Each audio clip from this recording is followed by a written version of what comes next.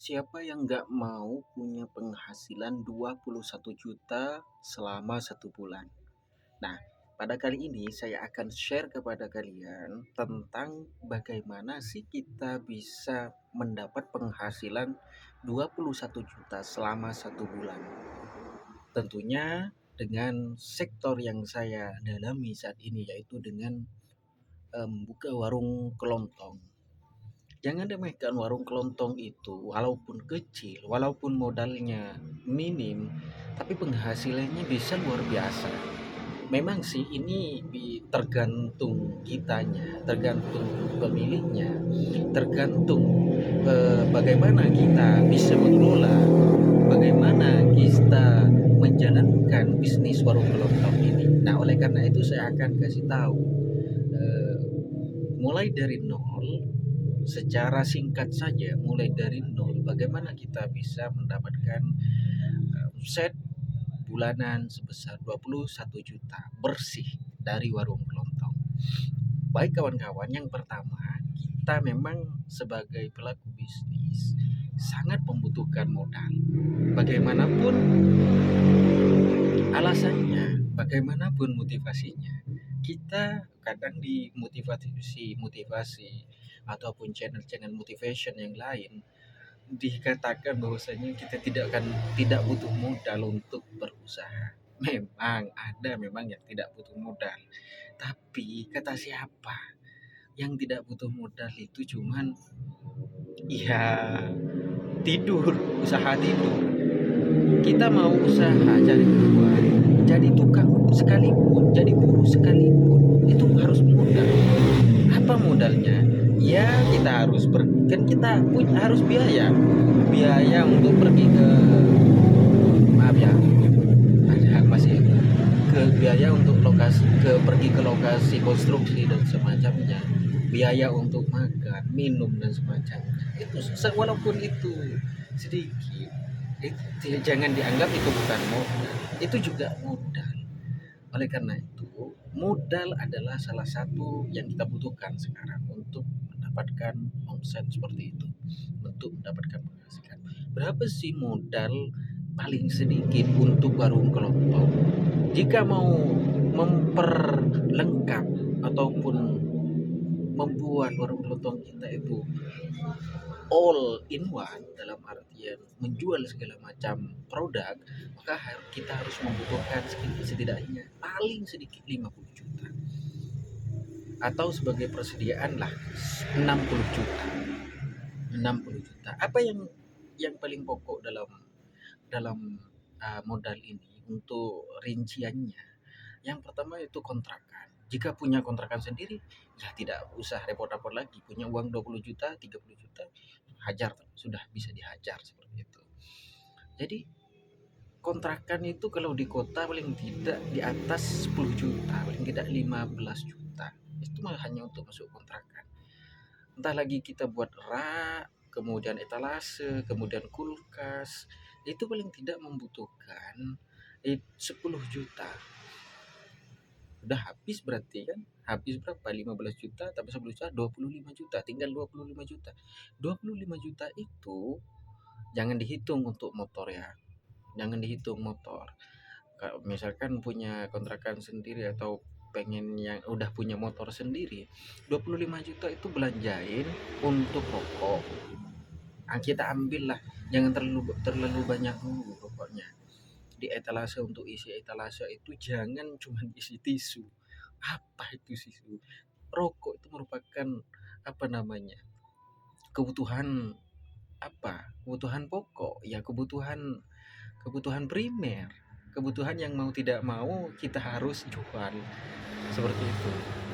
Jadi rokok itu pasti laku, dalam artian kita ambil rokok secukupnya.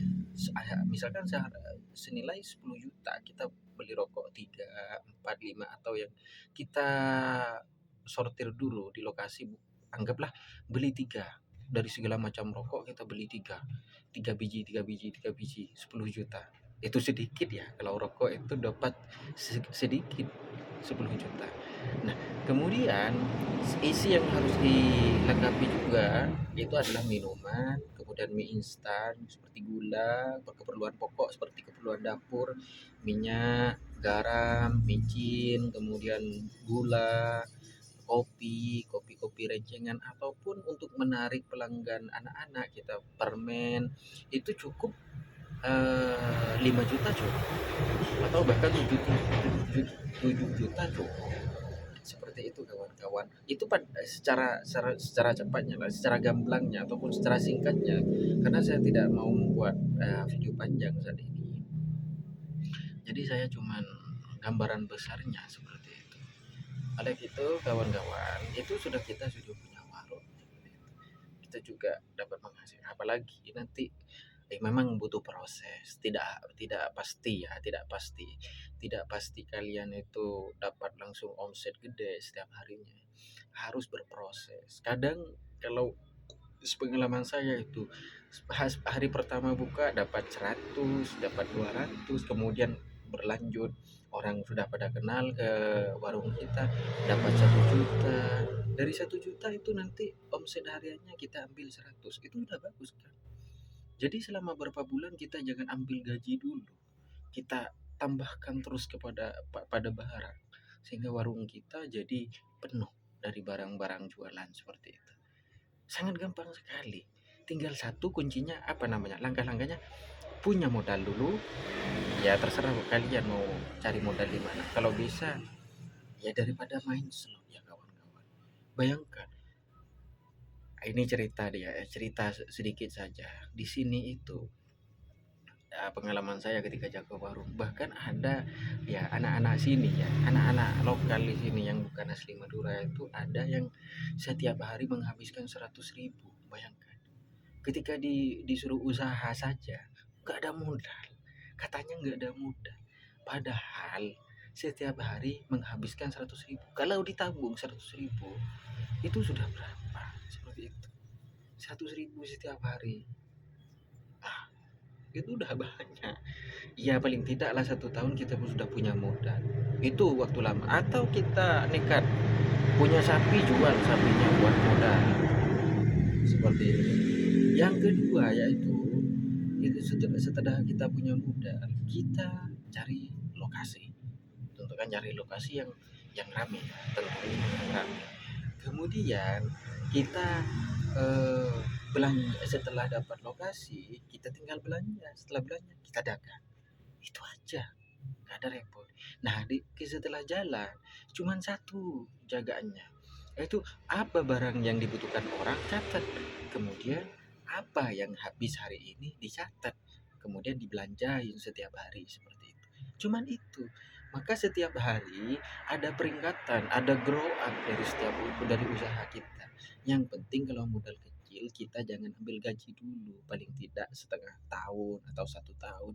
Kalau sudah 1 tahun, warung sudah penuh, kemudian modal sudah.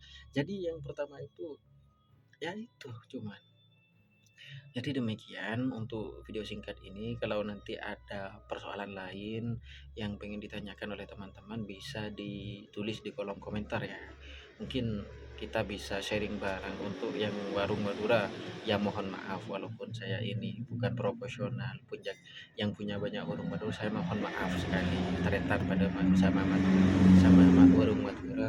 Ya jaring pun aneka sebagai mengisi waktu luang konten nih kali bani untuk aku ruin punten tak aleng karena sampean sing ngagungin lemak baru Madura lemak, bahkan takon nikah dek ibu di are budi sing ngocak tak usah mikirin merah cong engkau ya si Andi burung lemak tak Andi burung 10 tak punten sekali lagi, punten tak terlalu bersih tegang dengan kalian semua, punten.